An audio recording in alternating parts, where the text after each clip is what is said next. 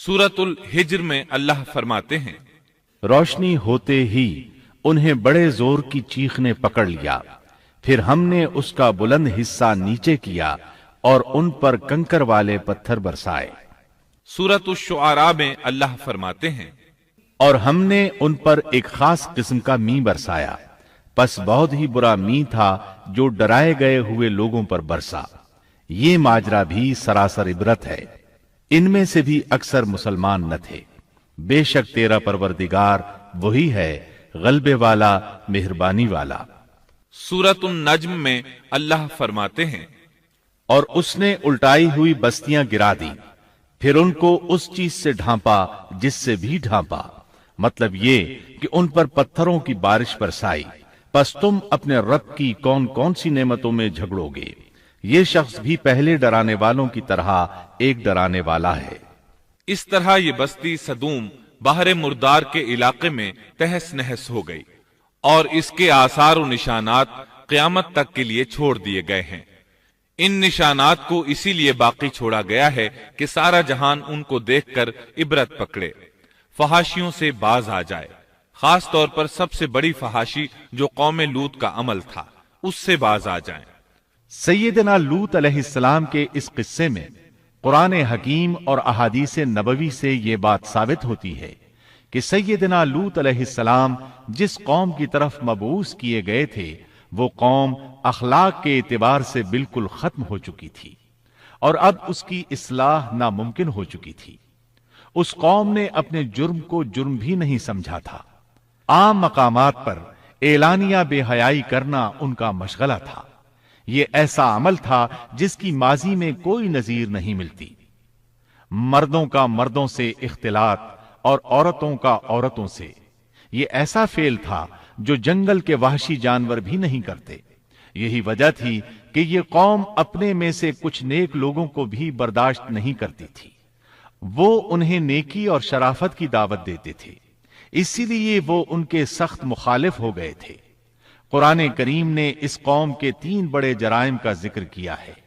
ये कि तुम मर्दों से बदफेली करते हो, मुसाफिरों को लूट लेते हो, आम मजलिसों में एलानिया फहाशी करते हो। इन 3 गुनाहों में से सबसे पहला गुनाह बदतरीन गुनाह था। ये गुनाह इस कौम से पहले किसी ने नहीं किया था। गोया वो इस गुनाह को ईजाद करने वाले थे, और ये गुनाह जिना से भी ज्यादा शदीद है। कुरान करीम और अहादीस की रूह से इगलामबाजी एक बदतरीन गुनाह है। अहादीस में इस गुनाह की मुख्तलिफ सजाएं आई हैं। एक रिवायत में है कि फाइल और मफूल दोनों को कत्ल कर दो। बस्ती सदूम अजाब के नुजूल से कब्ल किन हालात से दो चार थी, सूरत ज़ारियात आयत 35 और 36 में यूं बयान हुआ है, फिर हमने उन सब लोगों को निकाल लिया जो उस बस्ती में मोमिन थे, यानी लूत अलैहिस्सलाम और उन पर ईमान लाने वाले। सो हमने उस बस्ती में सिवाय एक घर के मुसलमानों का कोई घर न पाया। इसका मतलब है वहां सिर्फ सैयदना लूत अलैहिस्सलाम और उनका घराना मुसलमान था, बाकी सब घर काफिरों के थे। अल्लाह ताला किसी कौम की मुकम्मल तबाही का फैसला उस वक्त तक नहीं करते जब तक कि उस कौम में कुछ काबिले लिहाज भलाई मौजूद हो, मगर जब कौम का हाल ये हो जाए कि उसमें भलाई आटे में नमक के बराबर भी बाकी न रहे, तो ऐसी सूरत में अल्लाह का कानून ये है कि नबी और उस पर ईमान लाने वालों को अपनी कुदरत खास से किसी न किसी तरह बचा लिया जाता है, और बाकी लोगों के साथ वही मुआमला किया जाता है जो होशमंद ताजिर अपने टोकरे के गले सड़े फलों के साथ करता है। अच्छे फल उनमें से निकाल लेता है और सड़े हुए बाहर फेंक देता है। अजाब के बाद अल्लाह ताला ने उस शहर के खंडरात के बारे में सूरत ज़ारियात आयत 37 में यूं फरमाया है, इस अजाब के बाद हमने वहां बस एक निशानी उन लोगों के लिए छोड़ दी जो दर्दनाक अजाब से डरते थे। इस निशानी से मुराद बुहैरा मुर्दार है। इसका जुनूबी इलाका आज भी एक अजीम तबाही के आसार पेश कर रहा है। ماہرین آثار قدیمہ کا خیال ہے کہ قوم لوط کے 5 بڑے شہر شدید زلزلے سے زمین میں دھنس گئے تھے اور ان کے اوپر بحیرہ مردار کا پانی پھیل گیا تھا۔ اس خیال کی وجہ یہ بتائی جاتی ہے کہ بحیرہ مردار کا وہ حصہ جو اللسان نامی جزیرے کے جنوب میں واقع ہے وہ صاف طور پر بعد میں پیدا ہوا ہے، اور قدیم بحیرہ مردار کے جو آثار اس جزیرے کے شمال میں نظر آتے ہیں وہ جنوب میں پائے جانے والے آثار سے بالکل مختلف ہیں۔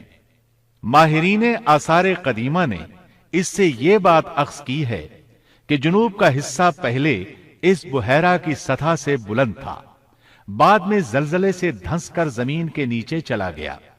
اس دھنسنے کا زمانہ بھی 2000 برس قبل مسیح کے قریب معلوم ہوتا ہے، اور یہ زمانہ تاریخ کے اعتبار سے سیدنا ابراہیم علیہ السلام اور سیدنا لوط علیہ السلام کا زمانہ ہے۔ 1965 عیسوی میں آثار قدیمہ کی ایک امریکی ٹیم کو اللسان جزیرے پر ایک بہت بڑا قبرستان ملا۔ اس میں 20,000 سے زائد قبریں تھیں۔ اس سے اندازہ ہوتا ہے کہ قریب ہی کوئی بڑا شہر آباد تھا۔ اس لیے عین ممکن ہے کہ جس شہر کا یہ قبرستان ہے وہ بحیرہ میں غرق ہو چکا ہو۔ بحیرہ کے جنوب میں جو علاقہ ہے اس میں اب بھی ہر طرف تباہی کے آثار موجود ہیں، اور زمین میں گندھک، رال، کول تار اور قدرتی گیس کے اتنے بڑے ذخائر پائے گئے ہیں کہ ان کو دیکھ کر یقین ہو جاتا ہے کہ کسی وقت بجلیوں کے گرنے سے یا آتش فشاں کا لاوا نکلنے سے یہاں آگ پھٹ پڑی تھی۔